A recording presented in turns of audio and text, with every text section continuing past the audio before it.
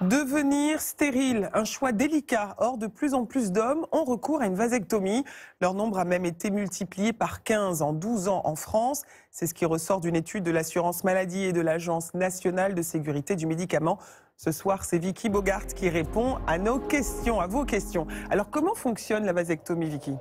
C'est une opération qui consiste à couper les canaux qui permettent aux spermatozoïdes de sortir des testicules et de les empêcher donc de se mélanger au liquide spermatique, ce qui rend l'homme stérile. L'intervention chirurgicale dure une quinzaine de minutes. Une journée à l'hôpital peut suffire, tout comme une anesthésie locale. Vous l'avez dit, leur nombre a fortement augmenté, passant de 1940 vasectomies en 2010 à plus de 30 000 en 2022. Cela correspond à 0,15% seulement des hommes concernés.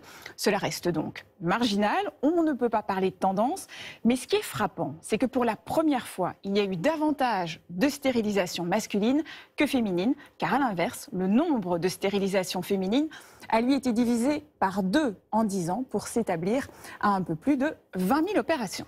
Alors, quel est le profil des hommes qui font ce choix ? L'âge moyen est passé de 44 à 41 ans en 12 ans. Ce sont des hommes ayant généralement déjà eu des enfants, plutôt issus de milieux favorisés. Nombre d'entre eux font ce choix pour soulager leur compagne du poids de la contraception.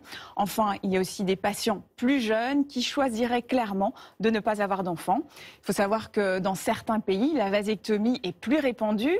Aux Pays-Bas, 11% des couples choisiraient ce procédé comme moyen de contraception. C'est encore plus aux États-Unis et c'est aussi assez courant en Australie. Alors, est-ce que la vasectomie est irréversible ?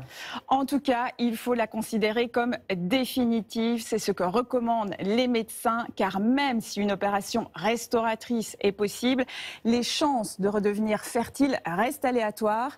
Et plus la vasectomie est ancienne, plus il est difficile de reconstituer les canaux. Un délai de 4 mois de réflexion entre le premier rendez-vous avec le médecin et l'intervention est donc obligatoire. C'est une décision qui ne doit pas être prise à la légère. Merci Vicky.